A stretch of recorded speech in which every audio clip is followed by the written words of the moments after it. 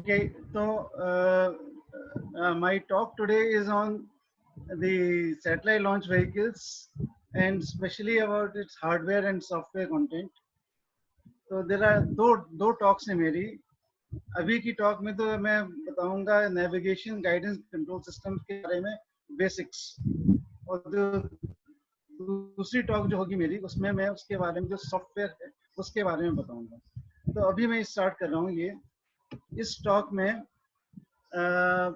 we'll be talking about sounding rockets, उनकी क्या usage हैं, क्या कॉन्फ़िगरेशन होती है उनकी, और फिर generally Indian satellite launch vehicles के बारे में, फिर उनके कंट्रोल रिक्वायरमेंट्स, उनकी गाइडेंस रिक्वायरमेंट्स और नेविगेशन. अब ये सब बातें जो हैं ये मैं डिटेल में बाद में बताऊंगा, लेकिन सबसे पहले मैं ये बताना चाहता हूँ कि आफ्टर ऑल ये रॉकेट उड़ते कैसे हैं, क्या इनमें एनर्जी होती है जिससे कि रॉकेट उड़. तो जैसा कि आप लोग जानते हैं कि न्यूटन की थर्ड लॉ के बेसिस रॉकेट के उड़ने में. और देखा जाए तो जो रॉकेट जो होते हैं वो भी उनका भी वही तरीका होता है जो कि आपके बहुत सिंपल रॉकेट जो होते हैं, जो दिवाली के रॉकेट उस टाइप के. अब दिवाली के रॉकेट में क्या होता है, एक पुड़िया के अंदर थोड़ा वो मसाला भरा हुआ होता है, पूरा नाइट्रेट और कोयला, चारकोल. वो तो बहुत ही क्रूड तरीके का प्रोपेलेंट है. प्रोपेलेंट यही होता है जो कि उसको उड़ाए. रॉकेट के केस में उस प्रोपेलेंट को दो पार्ट जो कहे जाते हैं वो है फ्यूल और ऑक्सीडाइजर. फ्यूल वो जिस जो आग लग के जो जिसमें आग लगे, ऑक्सीडाइजर वो जो आग लगाए. जब ये प्रोपेलेंट इग्नाइट करते हैं तो बहुत सारी गैस निकलती है, और उसकी इतनी हाई प्रेशर होता है कि वो जब नीचे की तरफ निकलती हैं तो उसके रिएक्शन से रॉकेट ऊपर चला जाता है. अब ये प्रोपेलेंट जो है ये दो तरह के होते हैं, बल्कि यहाँ तो तीन लिखे हैं तो तीन बताता हूँ मैं. एक तो होता है सॉलिड प्रोपेलेंट, जो कि मतलब पाउडर है या कोई सॉलिड्स हैं जो कि जलते हैं उसमें. सॉलिड प्रोपेलेंट में ऑक्सीडाइजर जो है वो तो एमोनियम परक्लोरेट, एमोनियम नाइट्रेट ये होते हैं. और जो फ्यूल है जो जलता है वो है पाउडर्ड एल्यूमिनियम, बेरिलियम या मैग्नीशियम. ये इसका इन चीज़ों को मिक्स करके उसमें रॉकेट की बॉडी में ठूस ठूस के भर दिया जाता है, और जब उसको इग्नाइट करते हैं तो उसमें से जितनी गैस निकलती है उसके मारे उससे जो है वो रॉकेट ऊपर चलता है. दूसरे होते हैं लिक्विड प्रोपेलेंट्स, जो कि मतलब जो लिक्विड ही होते हैं. एक तो है nitrogen oxide N2O4 fuel, sorry oxidiser, और मिथाइल हाइड्रोजन फ्यूल होता है इसमें. और तीसरे क्रायोजेनिक प्रोपेलेंट होते हैं जो कि लिक्विड ऑक्सीजन, लिक्विड हाइड्रोजन होते हैं. अब यही तीन जो प्रोपेलेंट हैं वो इंडिया के कॉन्टेक्स्ट में यूज करे जाते हैं. ये देखिए, ये एक सिंपल से सॉलिड रॉकेट की वो है डायग्राम है. तो इसमें ऊपर जो है जो नोज है इसकी, उसमें तो जो भी उसके इंस्ट्रूमेंट वो रखे जाते हैं. बीच की बॉडी में ये ग्रेन जो है वो सॉलिड प्रोपेलेंट भरा जाता है, और नीचे नोजल में से ये गैस निकलती है. लिक्विड रॉकेट देखें तो उसमें दोनों दो टैंक्स होते हैं, एक फ्यूल टैंक और एक ऑक्सीडाइजर टैंक. इन दोनों में फ्यूल भरा जाता है, प्रोपेलेंट भरे जाते हैं, और फिर जब इसको स्टार्ट करते हैं तो पंप के जरिए से इनको हाई प्रेशर पे निकालते हैं. तो इनको जब इन्हें इग्नाइट करते हैं तो नोजल में से गैसेस निकलती हैं. तो ये लिक्विड प्रोपेलेंट का तरीका है. क्रायोजेनिक में भी यही तरीका होता है, लेकिन उसकी फोटो जो है ज़्यादा मुश्किल होती है, इसलिए वो मैं नहीं लगाई है। अच्छा, अब अगली बात ये है कि what is the efficiency of risk propellant. ये है कि तीन तीन तरह के प्रोपेलेंट तीन तीन तरह क्यों यूज करें, एक ही करें तरीके क्यों यूज नहीं कर सकते। तो there is something called specific impulse of the propellants which defines the total impulse divided by propellant flow rate। तो मतलब ये इससे ये पता चलता है कि कितनी एफिशिएंसी है प्रोपेलेंट की। अब जो सॉलिड प्रोपेलेंट जो होते हैं उनमें स्पेसिफिक इम्पल्स ज़्यादा नहीं होती है। जैसे कि कार जब शुरू स्टार्ट करते हैं तो धीरे धीरे स्टार्ट करते हैं उसको, लेकिन उसमें पावर बहुत लगती है। तो ये सॉलिड प्रोपेलेंट की बात है कि it has lot of energy but it's not very efficient, but it is very useful for the initial thrust which is required to lift the rocket and take it up. ये this is used in all the sounding rockets, missiles, और जितने भी दुनिया भर के lower stage होती हैं rocket के, जीरो स्टेज या फर्स्ट स्टेज, उसमें यूज करा जाता है। लिक्विड प्रोपेलेंट्स हैं उनमें सबसे बड़ी मुश्किल ये है कि वो बहुत ही कोरोसिव और टॉक्सिक होते हैं, इसलिए उनको यूज करना इतना आसान नहीं होता है। लेकिन फिर भी उसमें एनर्जी बहुत ज़्यादा होती है और इसलिए उनका यूज जहाँ भी सैटेलाइट को उसमें ऑर्बिट में डालना होता है उसके लिए लिक्विड प्रोपेलेंट यूज करते हैं। और लिक्विड प्रोपेलेंट एक one more advantage,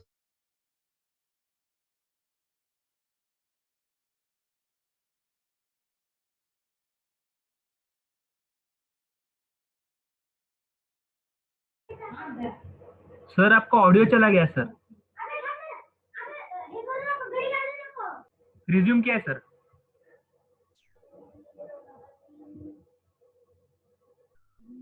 hello,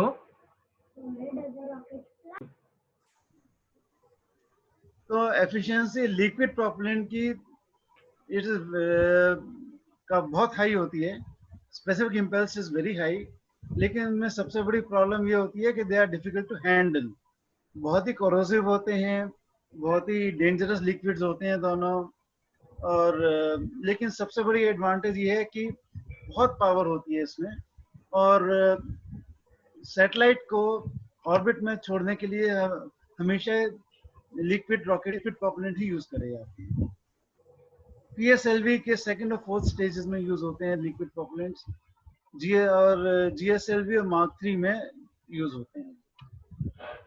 cryogenic सबसे ज्यादा मुश्किल होते हैं यूज करने, उसको स्टोर करने के लिए you need temperature -200 degree Celsius, और ऐसे टेम्परेचर पे most material become brittle and very difficult to handle. और जब इनको इग्नाइट करा जाता है, मतलब इग्नाइट कर हाइड्रोजन ऑक्सीजन को इग्नाइट करेंगे तो पानी बनेगा, वाटर वेपर बनेगा, गैस बनेगी, स्टीम। तो उसका टेम्परेचर 1000 डिग्री पे होता है, जहाँ पे कि प्रॉपर वो नोजल भी मेल्ट होनी शुरू हो जाती है, इसलिए इसको हैंडल करना बहुत मुश्किल होता है। लेकिन इतनी हाई इम्पल्स होती है इसकी कि ज़्यादातर जितने भी हाई क्या कहते हैं हाई वेट वाले जितने भी रॉकेट्स होते हैं उनमें क्रायोजेनिक प्रोपेलेंट ही यूज करा जाता है, और ये हमारे जीएसएलवी मार्क 3 में यूज कर रहे हैं। अच्छा, अब मैं साउंडिंग रॉकेट्स पे आता हूँ। साउंडिंग रॉकेट्स जो है, साउंड का मतलब क्या होता है, साउंड का ठोक बजा के जैसे कि कोई चीज लेते हैं ना, साउंड मतलब टू टेस्ट करने के कि एटमॉस्फेयर को टेस्ट करने के लिए साउंडिंग रॉकेट यूज करे जाते हैं। एटमॉस्फेयर में clouds, rains, winds, charge, cosmic rays वगैरह, ये चीजें टेस्ट करने के लिए साउंडिंग रॉकेट यूज करते हैं। बहुत ही सिंपल होते हैं कंस्ट्रक्शन में।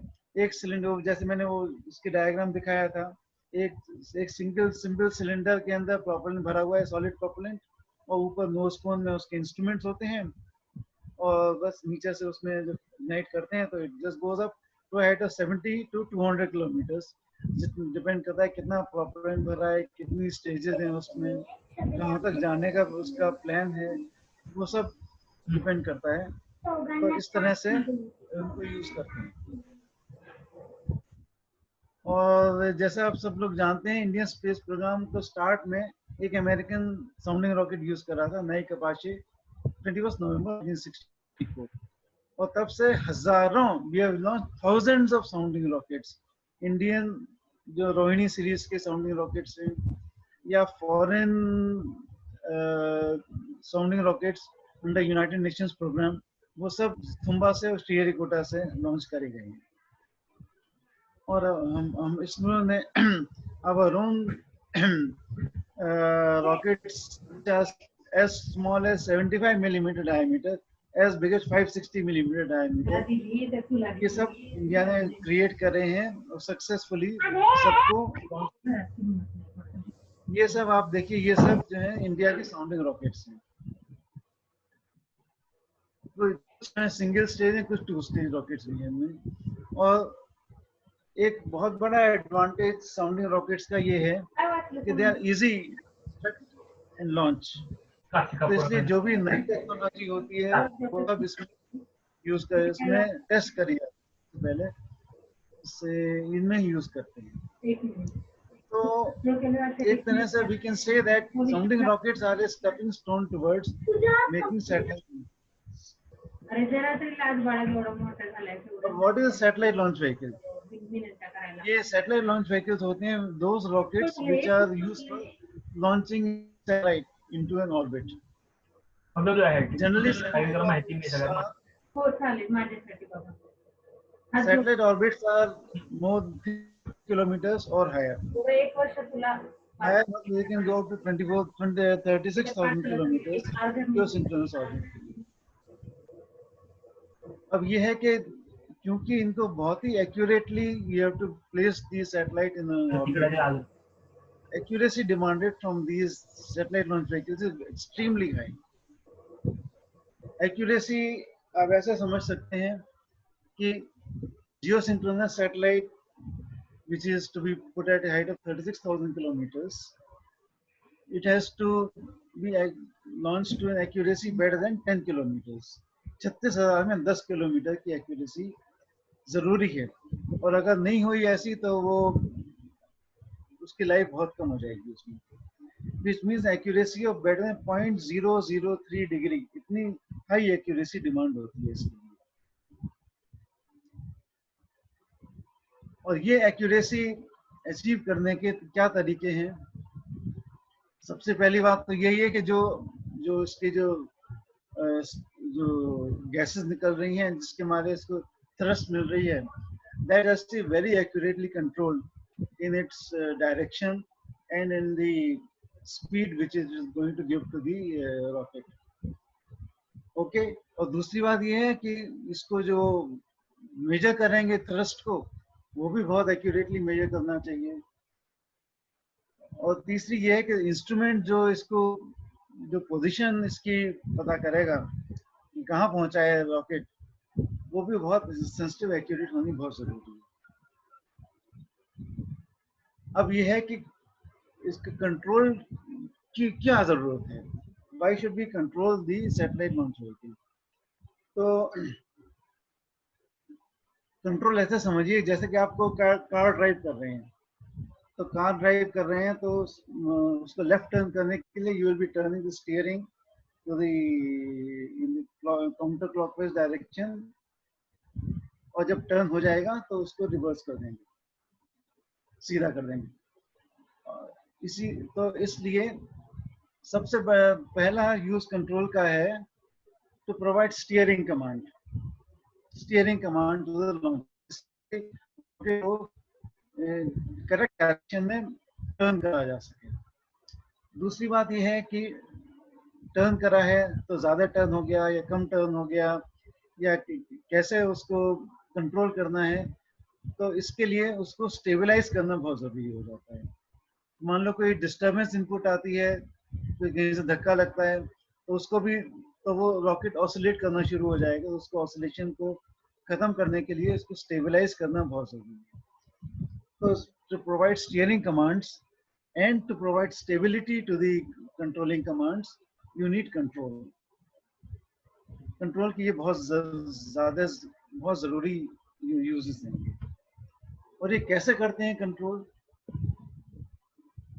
अब ये है कि the rockets have to go through the atmosphere and then beyond the atmosphere into vacuum. So while it is going through atmosphere, we can use the like aircraft aerodynamics to stabilize the vehicle. Fins लगा देते हैं उसमें rocket में जिससे कि वो stabilise हो जाए, लेकिन उसको ज़्यादा यूज़ नहीं होता है। ASL में हमने यूज़ करा, उसके बाद फिन्स यूज़ नहीं कर रही हैं। फिर जब पावर्ड फ्लाइट जो होती है उसमें to give the steering command you have to deflect the thrust. अब जैसे कि thrust मिल रही है तो deflect कर दिया उसको, तो accordingly that rocket is going to go in a different direction. तो उसके लिए solid rockets के लिए ये it is called secondary injection thrust vector control. Secondary injection मतलब कोई चीज उसी जो गैसेस निकल रही हैं उसमें कुछ और डाल के उसको डिफ्लेक्ट कर,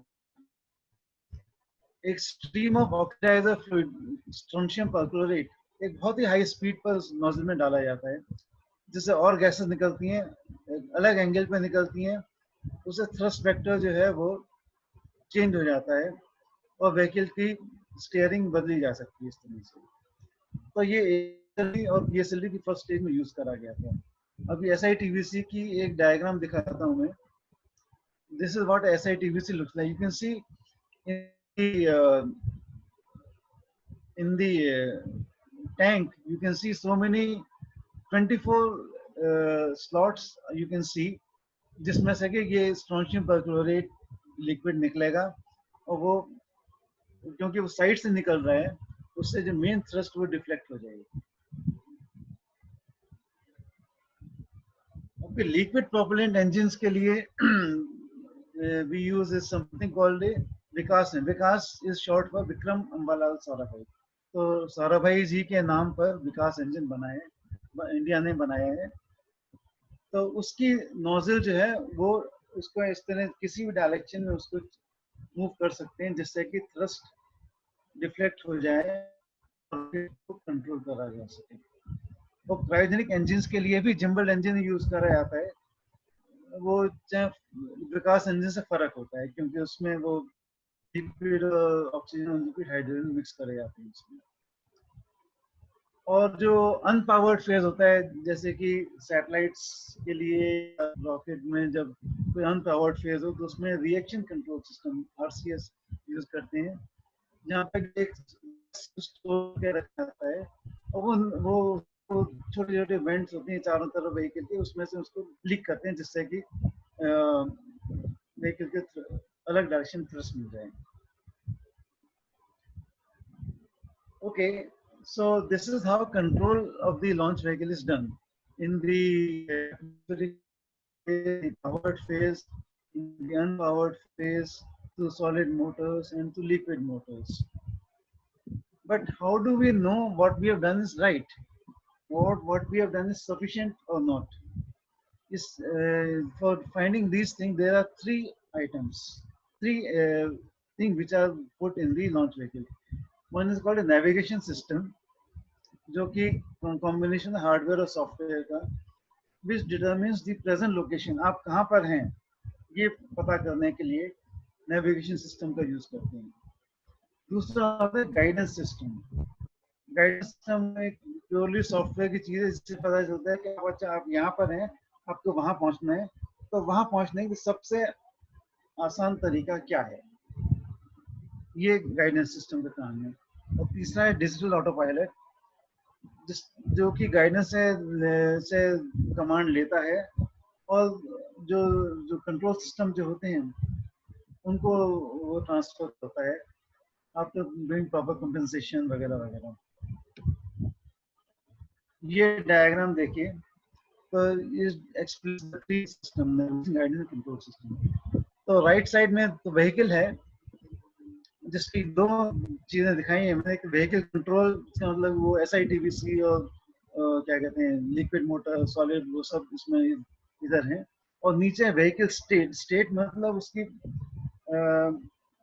क्या उसकी एक्सेलरेशन, अगर थ्रस्ट हो रही है तो एक्सेलरेशन कितनी निकल रही है, और अगर घूम रहा है तो उसके रेट्स क्या हैं। ये दोनों इनपुट जाते हैं नेविगेशन सिस्टम पर, विच जो कि इनसे पता करता है इसकी present velocity, position, velocity, rotation rates और हेडिंग। हेडिंग मतलब वो मतलब क्या उसकी एंगल कैसा है, ऐसा है कि ऐसा है, किधर पॉइंट कर रहा है, ये नेविगेशन सिस्टम बताता है।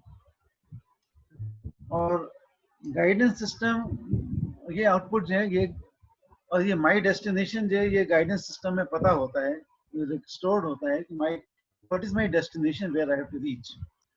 तो इन दोनों में को इनपुट लेकर जो आउटपुट निकलती है वो व्हीकल कंट्रोल में जाती है। ये ब्रॉडली ये नेविगेशन गाइडेंस कंट्रोल सिस्टम का तरीका है। और नेविगेशन सिस्टम जो है वो अब नेविगेट करने के लिए, जैसे कि अगर आप कहीं जा रहे हैं कार में, तो यू विल डिपेंड अपॉन सम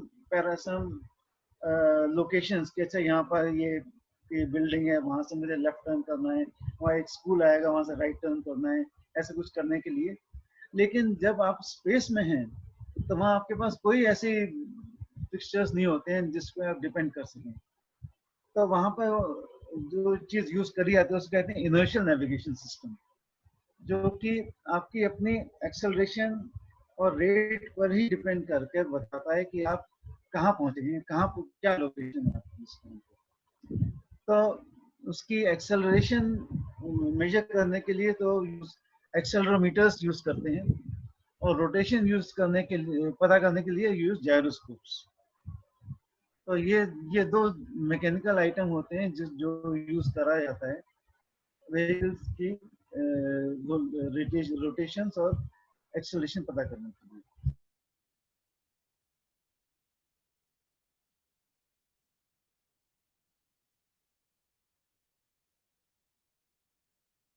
फिर गाइडेंस का काम है कि उसको जो ऑटो पायलट को जैसी उसको जरूरत हो उस तरह बताए in terms of latitude, longitude या angle with the star, distance travel वगैरह वगैरह। गाइडेंस सिस्टम की रिक्वायरमेंट जो है, मैं अभी की बेस्ड ऑन सम रिक्वायरमेंट, तो रिक्वायरमेंट ये है लाइक मिनिमम फ्यूल कंजम्पशन होना चाहिए, कोई लैंड मास रास्ते में हो वो नहीं आना चाहिए। अब जैसे लैंड मास, जैसे कि हम पोलर लॉन्च करते हैं तो साउथ वर्ड जो है वो श्रीलंका आ जाता है, उसको अवॉइड करना जरूरी है।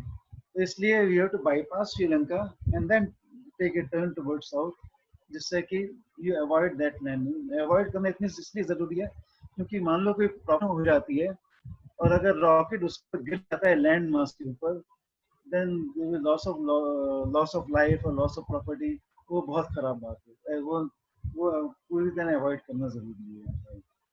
उसके अलावा व्हीकल को ज्यादा एक्सेसिव रेट्स नहीं मिलने चाहिए। If you get lot of excessive rates, it can damage और it can break the vehicle. So no excessive rates should be applied to the vehicle. Vehicle को सेफ रखना बहुत जरूरी है, और कौन सी स्टेज काम कर रही है ये लगा देना बहुत जरूरी है। So these are the requirements of guidance system for the satellite launch vehicles. तो इस तरह से नेविगेशन, गाइडेंस और कंट्रोल सिस्टम से हम लोग रॉकेट को कंट्रोल एक्यूरेटली कंट्रोल करते हैं, जिससे कि हम जहां हम डेस्टिनेशन जहां हमें पहुंचना है वहां पर एग्जैक्टली उसी जगह पर पहुंच पाए with the minimum possible error, minimum fuel consumption, minimum time taken, and avoiding all the land masses. Thank you so much. Namaste.